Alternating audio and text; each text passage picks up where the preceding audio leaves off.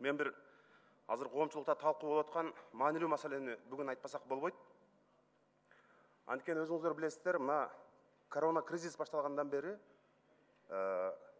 бүт ушул кыргыз өкмөтү, кыргыз бийликтери баарыбыз карайлап, азыр каражат таппай, бүт эл аралык каржы институттарынан акча сурап, эптеп бюджетти жабуу аракетин өкмөт көрүп жатат. Азыр Кыргызстанда 2 үй бүлө бир нанды бөлүшүп жеп отурган учур.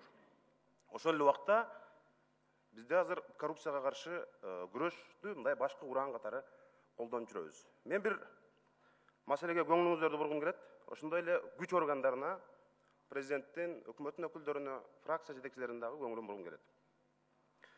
Мындан бир аз убакыт мурун мамлекеттик байланыш агенттигинин мурдагы жетекчиси Черногубова камалды. Коррупциялык ири ишке шектелип. Андан кийин биздеги маалымат боюнча улуттук коопсуздук кызматынын дагы бир башкармалыктын жетекчиси камалды, начальник управление. Ал менен кошо дагы бир кызматкери камалды. Өкмөттүн аппаратынан дагы ушул күндөрү ушул маселе боюнча сурак берип атышат. Бул жерде абдан ири сумма жөнүндө сөз болуп атат. Ошондуктан премьер-министр Мухаммедкалый Аблыгазиев өзүнүн бул ишке катыштыгы жок экенин сөзсүз далилдеш керек. Бул премьер-министрге чоң жардам болот. Эгерде катыштыгы болсо, ал түздөн-түз тез арада жооп бериши керек. Буга чейин билесиңер, мына Ала ТВ деген болгон. Ал жакында 200 мегагерц өзүнүн жыштыгы менен кошо Билайнга сатылган. Куплю-продажада келишим болгон. Бирок ошол Ала ТВ ал телевизионный кабелге гана ыңгайлашкан. Ал жерде жыштык телевидение үчүн гана.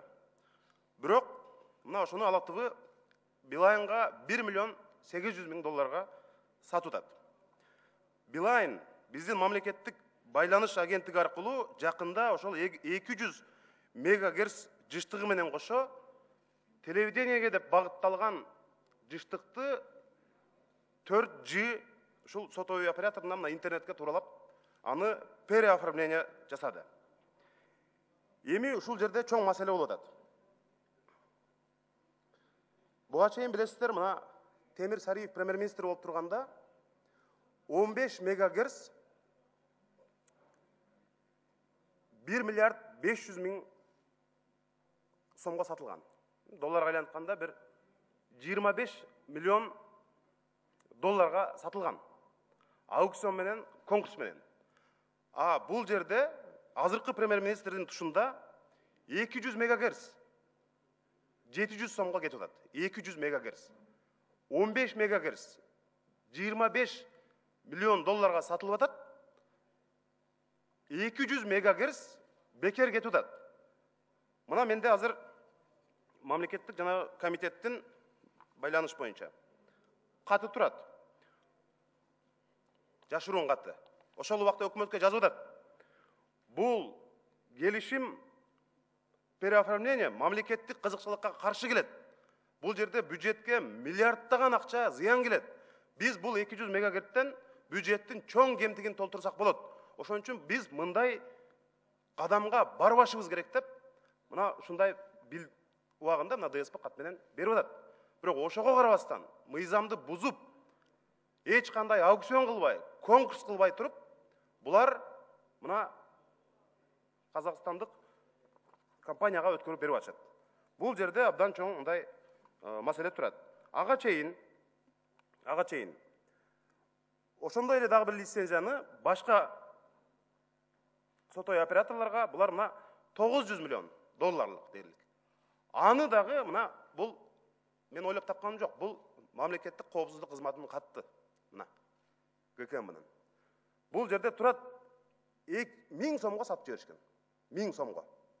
Ошол жерде ГКМнын эсебинде бул 900 миллион Америка долларына сатсак болмок, бюджетибизди ошол менен толтурсак болмок деп жазып атат. Эми ошондо жалпы эсеби ушул жыштыктан бюджет дээрлик, мына мен адистердин, эксперттердин, мурда иштеп кеткен, азыр иштеп аткандардын эсебинде 5 миллиард сомго зыян тартып атат.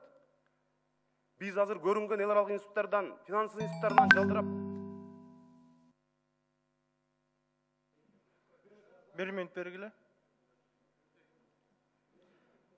Мына bir 2 минут. Мына 5 миллиард сом бюджетке түшпөй атат.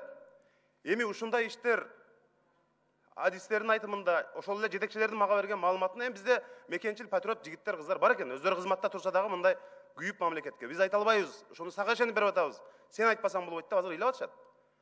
Премьер-министрдин уруксаты жок, бул болбойт. Ошондуктан бүгүндөн калбай күч органдары буга катуу киришип, өкмөт башчы бул кылмышка тиешеси барбы, жокпу, тез арада далилдеш керек. Анткени мына улуттук коопсуздук кызматынан да суранат элем. Ошол эле Казакстандык ири сотовый компаниянын жетекчисинин оң колу келип премьер-министрге жолуккан. Мына ушундай маселе бар. Анткени биз мен айтат элем, урматтуу депутаттар, урматтуу күч органдары, тилекке каршы убактын бүтүп баратат. Мына бул Дастан Рысбекович, 30 секунд. Мына буга чейин биз билесиңер, алтынды саткан учур болду, жерди саткан учур болду, кенди саткан учур болду. Бирок азыр биздин мына биз дем алып аткан абаны сатып акча жасагандар азыркы өкмөттүн тушунда пайда болду. Азыр улуттук коопсуздук кызматында 4 адам ушул боюнча абакта жатат, тергөө абагында. Муну адилеттүү тергөөнү жасап, мына урматтуу фракция жетекчилери, урматтуу парламент, мына биз тандаган өкмөттүн кадамына мындай бир жоопкерчиликти берүү бул биздин колубузда турат. Калган сөз сиздерде.